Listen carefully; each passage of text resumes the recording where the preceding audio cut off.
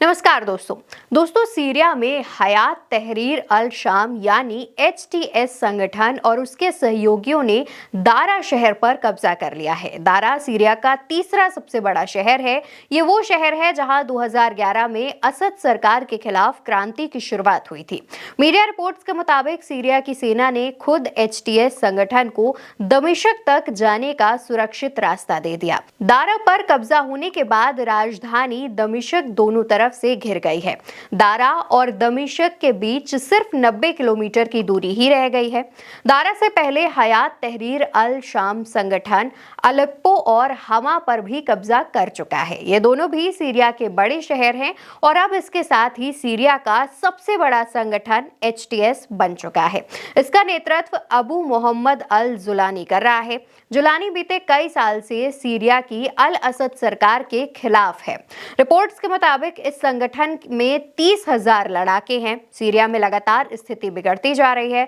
इस पर भारत ने भी संज्ञान लिया है और भारत के विदेश मंत्रालय ने भारतीय नागरिकों को अगली सूचना तक सीरिया की यात्रा से बचने की सलाह दी है और वहां रह रहे भारतीय लोगों से अपील की है कि वो बहुत जरूरी होने पर ही घर से बाहर निकले। इसके अलावा सीरिया में रह रहे भारतीयों के लिए हेल्पलाइन नंबर और ईमेल आईडी भी शेयर की, जिससे इमरजेंसी होने पर उस पर कांटेक्ट किया जा सके। इस बारे में जानकारी जो ईमेल आईडी और हेल्पलाइन नंबर है वो आपको स्क्रीन पर भी दिख रहा है। इस स्क्रीन पर जो नंबर और ईमेल आईडी है उस पर सीरिया में रह रहे भारतीय लोग कांटेक्ट करके हेल्प मांग सकते हैं।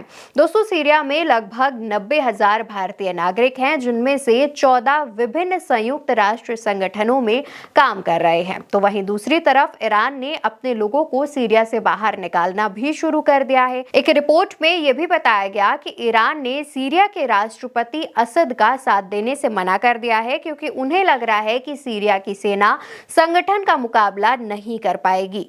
दरअसल दोस्तों, सीरिया में 2011 में गृह युद्ध शुरू हुआ था। सीरिया के लोगों ने 10 साल से सत्ता में काबिज बशर अल असद सरकार के खिलाफ विरोध प्रदर्शन किए और इसी दौरान फ्री सीरियन आर्मी नाम का एक संगठन बना। संगठन बनने के बाद ही सीरिया में गृह युद्ध की शुरुआत हो गई।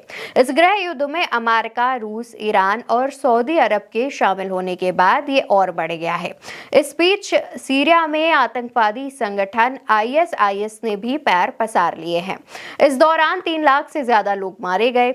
फिर 2020 में सीज फायर समझौता किया गया, जिसके बाद माहौल थोड़ा शांत हुआ। हालांकि कुछ घटनाएं उस दौरान भी हुई। शुरुआत में रूसी राष्ट्रपति पुतिन सीरिया के राष्ट्रपति की मदद कर रहे थे, लेकिन कुछ खबरें सामने आ रही हैं जिसमें यह दावा किया जा रहा है कि अब जल्द ही रूस सीरिया के राष्ट्रपति का साथ छोड़ देगा। दोस्तों, इस युद्ध में इजराइल एचटीएस संगठन के साथ है, तो वहीं ईरान सीरिया की सरकार के साथ है। कहा जा रहा है कि इजराइल लेबनान में जो गृह युद्ध नहीं करवा पाया वो सीरिया में करवा रहा है।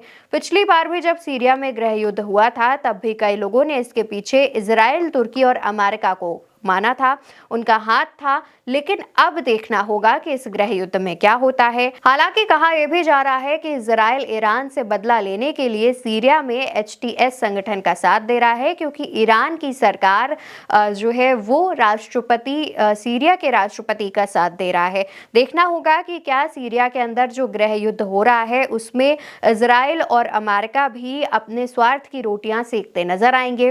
फिलहाल इस खबर पर, इस वीडियो पर जो भी राय हो कमेंट बॉक्स में जरूर बताइएगा और इंटरनेशनल मुद्दों पर जुड़े खबरों को देखने के लिए उल्टा चश्मा यूसी को ज्यादा से ज्यादा शेयर कीजिएगा और सब्सक्राइब भी कीजिएगा।